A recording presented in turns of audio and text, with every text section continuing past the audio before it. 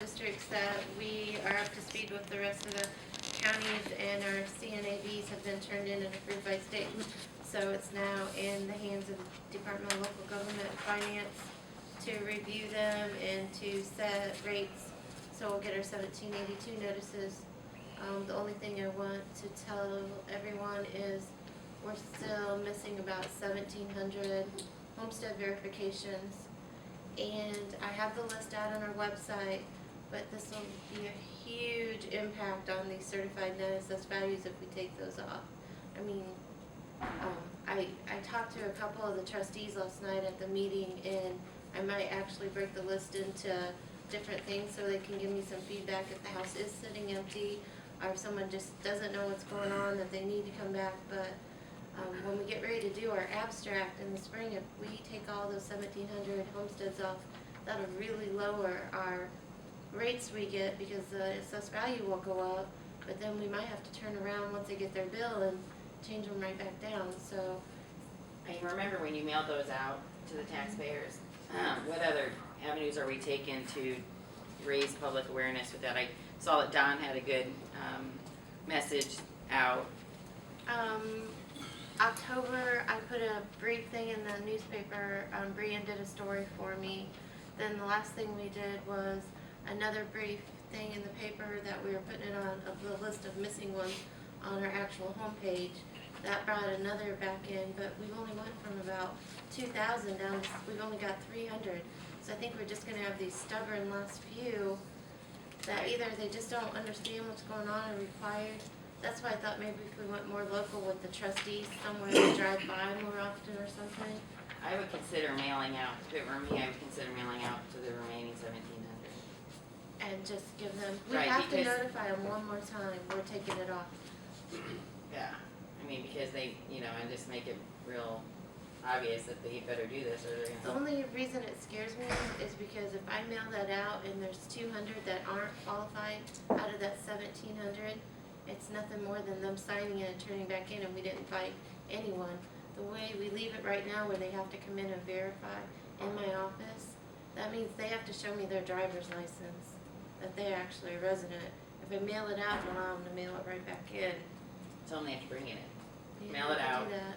And then they have to bring Bring it in person back to my office with proof of that.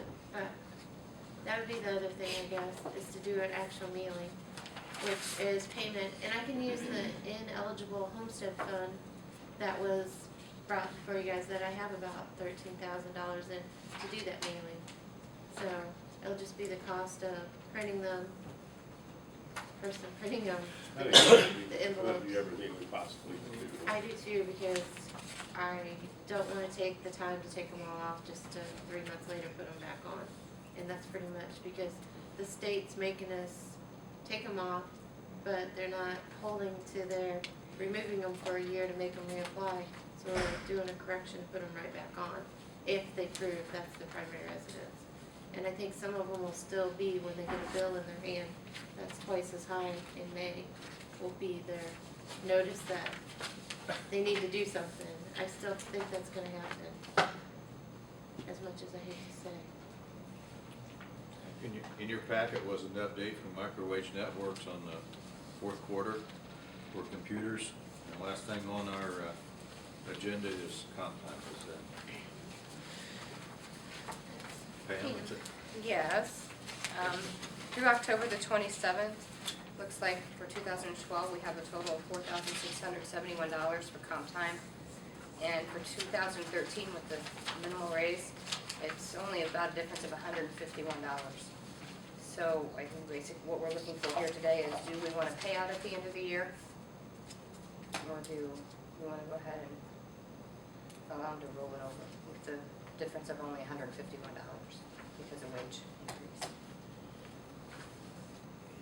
Since we've stressed with our department heads and elected officials the reduction of our comp time, have we seen a reduction?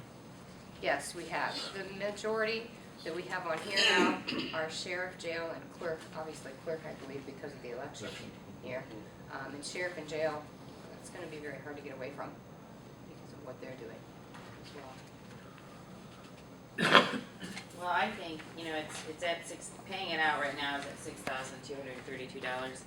It's a lot easier to pay it out in little bits than it is to let it get huge and then not be able to afford to pay it out.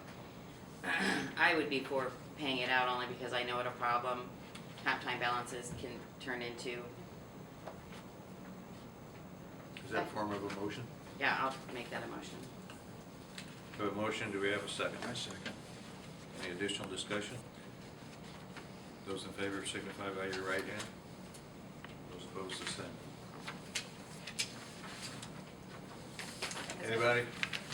Anybody from council have any addition? This is nothing to do with, that's just approval. Anybody from our audience have anything additional? We stand adjourned. Okay. Just real quickly for our records, it was a straw vote you talked about or something? Yes. Okay, that's what, I just In want to make support. STRAW. Is that how it's spelled? Yeah. Okay, Close enough. okay. Thank you. We stand adjourned.